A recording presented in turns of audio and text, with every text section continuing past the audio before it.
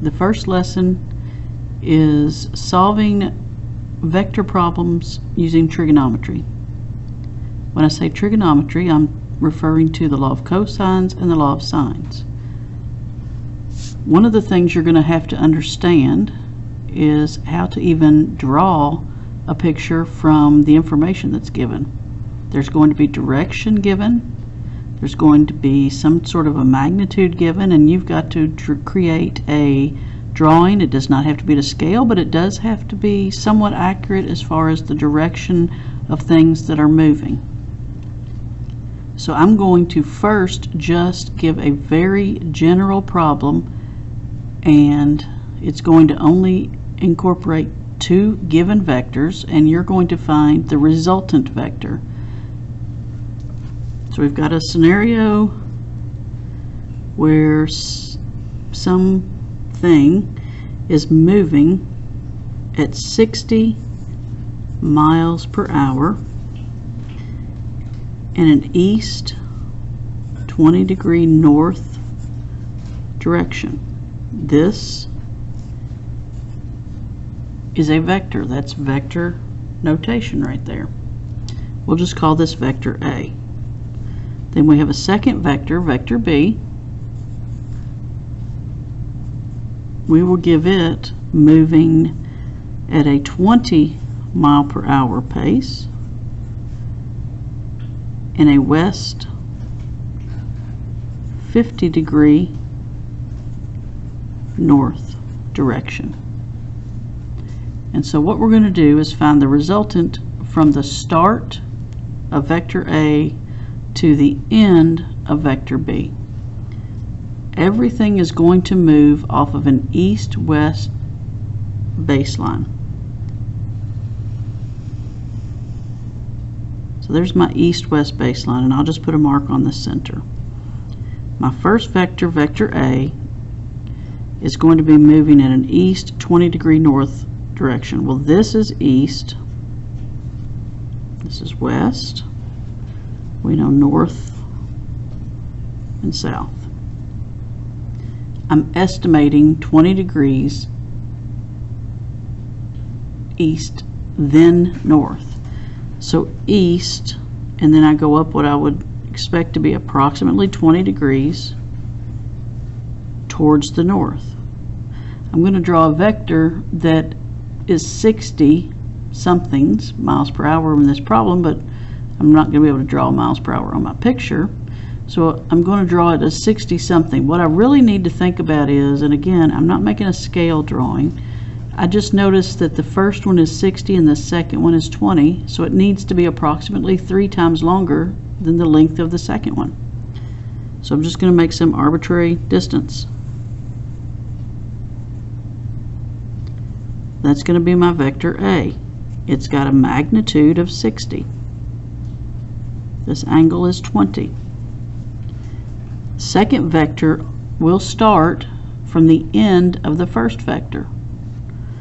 Again, give myself a slight baseline that's east-west, and I'm going to draw the second vector from this end point. It's at a west 50-degree north direction.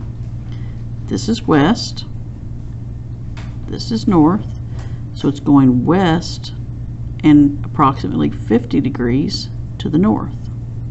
It's about there. It's going to be a third as long as the first one.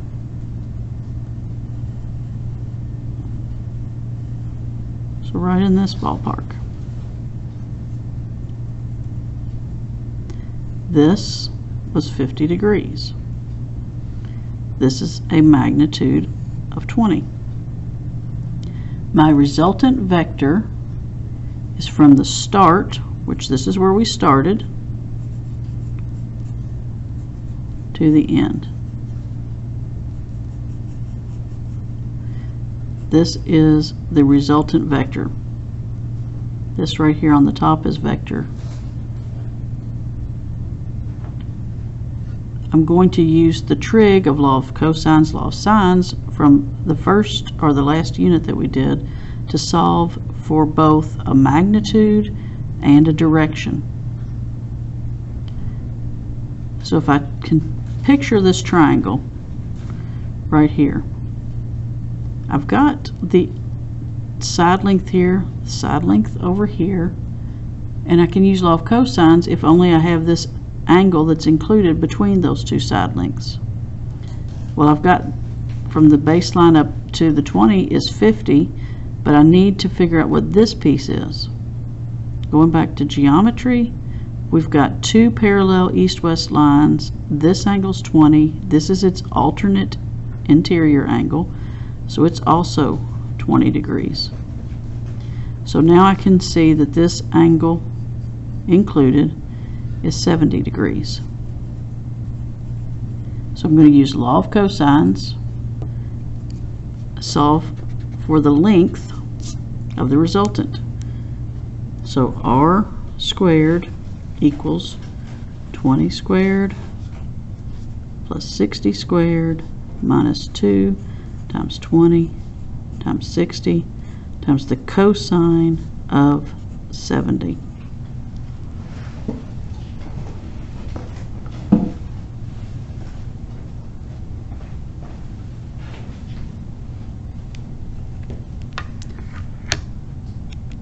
I've got my calculator. I'm just going to basically type that in straight across. I'm actually going to even start with the square root because I know I'm going to want to take the square root at the end.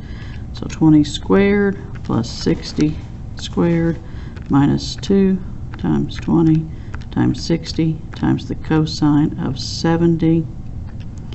Hit enter. R is equal to 56.38. What would be the unit? Miles per hour. So now I've got the magnitude of the resultant for those two, but I'm going to need to come up with the angle that that resultant has moved at. I know it's more than 20, but I need to figure out how much more than 20 is it. From this baseline up to there, I need that entire angle. So I've got to figure out how far up is that going to be. Well, I've got 20 here. I've just got to calculate what is that angle, and then I can combine those to make the entire angle. So I'm going to use law of sines.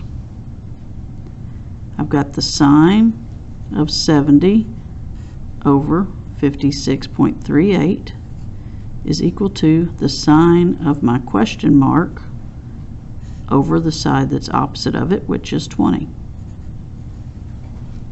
So I'm going to multiply 20 times sine of 70, divide that by 56.38, get my decimal.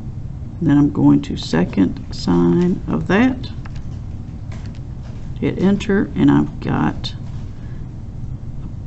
a question mark of 19.5 degrees.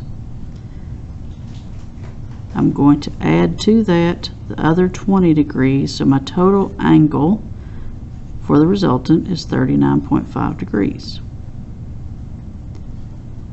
My final resultant is written back in the proper notation like we did from the start. I've got a magnitude of 56.38 miles per hour. My direction is really the same direction as the original one was. It went east and then it went up 39.5 degrees from east in a northern direction. That's the answer for two vectors and finding the resultant.